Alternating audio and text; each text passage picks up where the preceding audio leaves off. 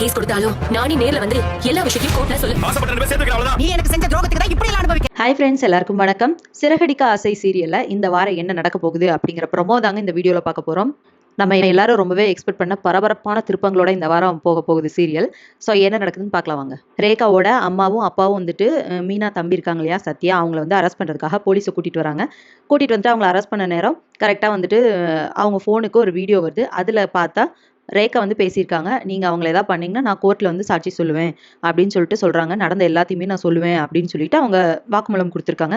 அதை பார்த்துட்டு போலீஸ் வந்துட்டு நாங்கள் அரெஸ்ட் பண்ண முடியாதுன்னு சொல்லிட்டு போயிடுறாங்க. அதுக்கப்புறமா இங்கே முத்து வீட்டுக்கு வராங்க. வந்துட்டு சண்டை போடுறாங்க, என் பொண்ணு எங்கே அப்படின்னு சொல்லிட்டு சிந்தாமணி சண்டை போடுறாங்க. அதுக்கு மீனாவோட மாமியார் இருக்காங்களே, அதை முத்துவோட அம்மா, அவள் எங்கே போனாலும் எங்களுக்கு எப்படி தெரியும் அப்படின்னு சொல்லிட்டு சத்தம் போடுறாங்க. உன் பொண்ணு எவன் கூட ஓடி போனாலும் அப்படின்னு சொல்லி பேசுகிறாங்க. அப்போ முத்து வந்துட்டு சொல்கிறாரு, அவங்க 2 பேர் ஆசைப்படுறாங்க, அவங்களுக்கு நாங்கள் கல்யாணம் பண்ணி வைப்போம் அப்படின்னு சொல்கிறாங்க. என் பொண்ணு கல்யாணம் பண்ணி வைக்க நீ யாருடா அப்படின்னு சொல்லிட்டு சிந்தாமணி சண்டை போடுறாங்க. அப்போ நாங்கள் கண்டிப்பாக கல்யாணம் பண்ணி வைப்போம் அப்படின்னு சொல்லிட்டு முத்து சொல்கிறாரு.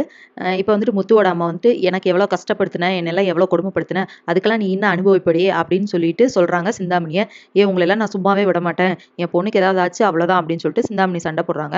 ஸோ ரேகாக்கும் சத்யாவுக்கும் முத்து கல்யாணம் பண்ணி வச்சாருன்னா இன்னும் பெரிய பிரச்சனைகள் வரும். ஆனால் சிந்தாமணி வந்துட்டு சும்மா விட மாட்டாங்க. ஆனால் அவங்க 2 பேர் ஆசைப்படுறதுனால கண்டிப்பாக கல்யாணம் பண்ணி வைப்பாங்க. ஸோ இதுக்கப்புறம் என்ன நடக்க போகுது அப்படிங்கிறத இனி வர வீடியோலாம் ஒன்று ஒன்றா பார்க்கலாம் ஃப்ரெண்ட்ஸ். அது வரைக்கும் வெயிட் பண்ணுங்கள். நன்றி, வணக்கம்.